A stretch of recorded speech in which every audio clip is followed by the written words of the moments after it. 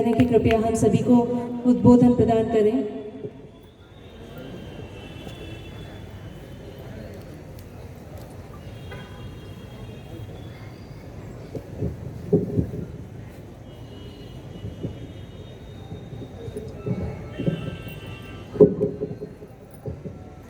आज के इस शिक्षक सम्मान समारोह में मंचासीन मेरे साथी छिंदवाड़ा के पुलिस अधीक्षक आदरणीय श्री विवेक अग्रवाल जी, मंचासीन समस्त माननीय अतिथिगण,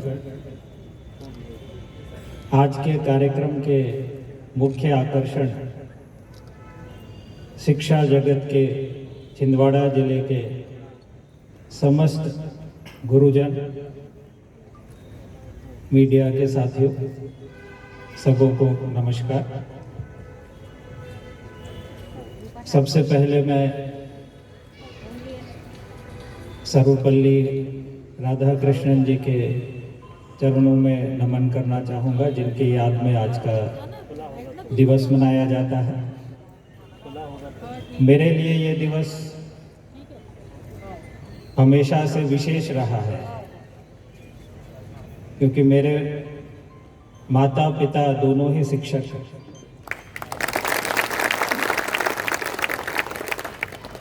अब सेवानिवृत्त हो गए हैं। कहा जाता है कि बच्चे के लिए पहली पाठशाला उसका परिवार होता है, लेकिन परिवार में ही यदि माता पिता शिक्षक हो तो सोने पे सुहागा हो जाता है। और आज चाहे मैं हूँ या मेरे साथी, हम लोग जिस भी मुकाम पे पहुँचे हैं, उसमें हमारे माता पिता, हमारे समस्त गुरुजनों का पूरा योगदान रहा है। इस अवसर का लाभ उठाकर मैं उन सबों के चरणों में नमन करना चाहता हूँ।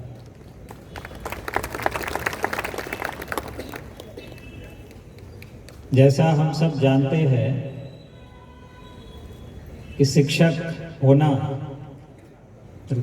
आज की तिथि में यदि हम लोग देखें तो एक नौकरी के रूप में, एक जॉब के रूप में, एक एम्प्लॉयमेंट के रूप में देखा जाने लगा है।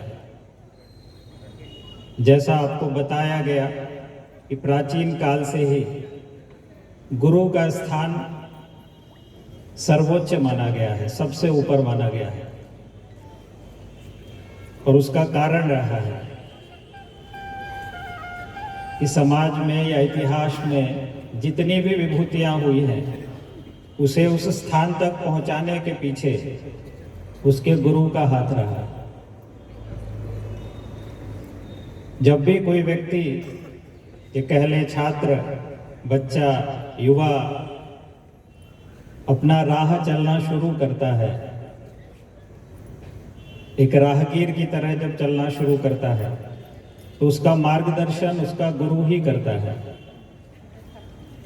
इसलिए एक गुरु की, एक शिक्षक की जिम्मेदारी हम लोगों से, जो हम लोग प्रशासनिक अधिकारी हैं या जनप्रतिनिधि गण हैं, उससे कहीं ज्यादा है।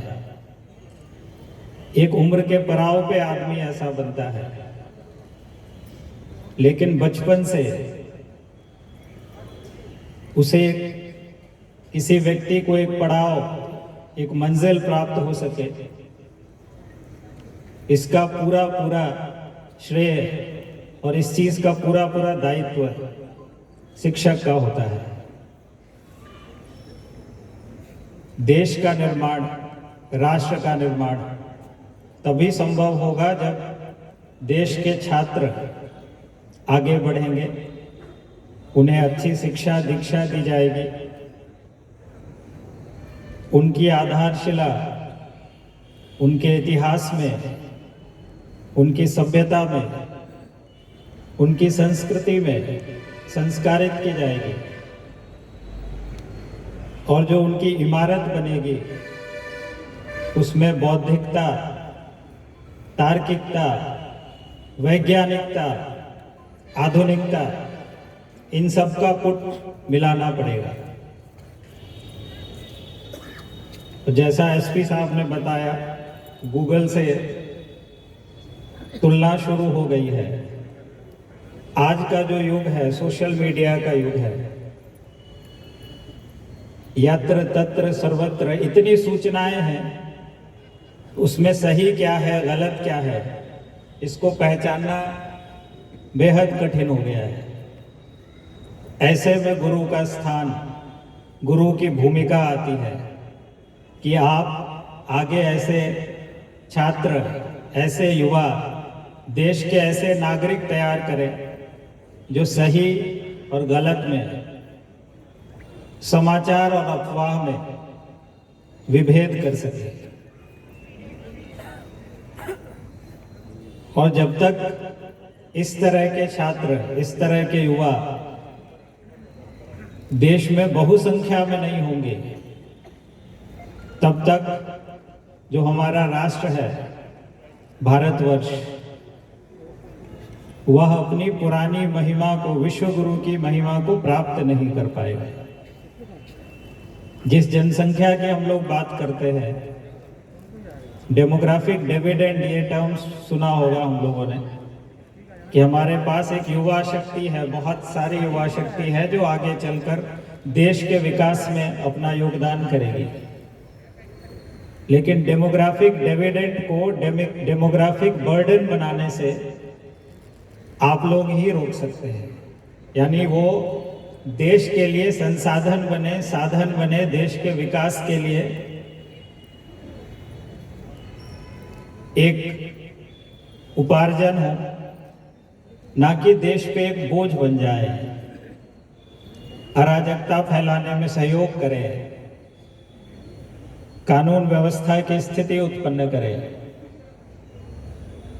इसलिए हम सभी की, आप गुरुजनों की ये सबसे बड़ी भूमिका है कि जो जहाँ पे हैं, जहाँ पे भी आपका कार्य क्षेत्र है, उस भूमिका का निर्वहन हम लोग अच्छे तरीके से करें। जितने छात्र हमारे साथ हैं, जितने युवा हमारे संपर्क में आते हैं, उनको अच्छी बातें बताएं, अच्छी सूचनाएं दें, सही गलत का भेद करना सिखाएं, ताकि आगे आने वाला जो देश का भविष्य है वो सुनहरा रहे।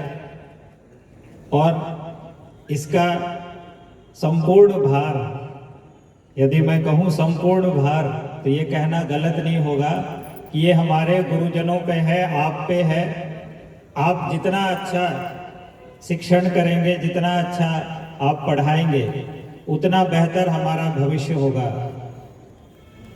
अंत में बस मैं अपना एक अनुभव साझा करना चाहता हूँ पिछले जिले का। वहाँ पे कुछ 150-200 बच्चों को हम लोग पढ़ाया करते थे।